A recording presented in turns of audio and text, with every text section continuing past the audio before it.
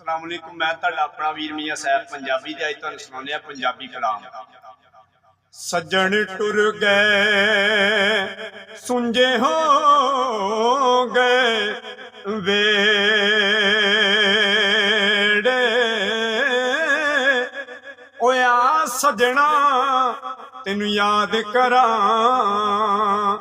चरखे दे हर गेड़े,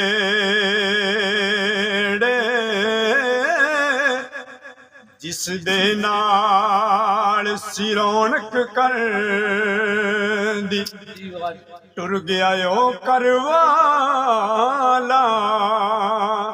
एक पल दिल नो चैन न आवे,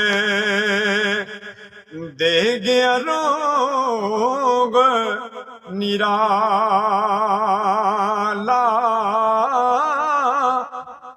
ते लै हुण यार हवाले रब दे, ए लंबी पई जुदाई रब मिलावे ते फिर मिलांगे, नहीं ते होर उम्मीद न काई।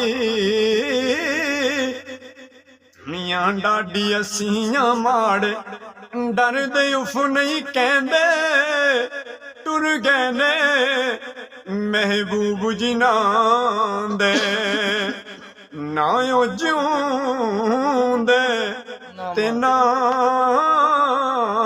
ओ मरदे। वाह जी वाह, वाह जी मियां साहब।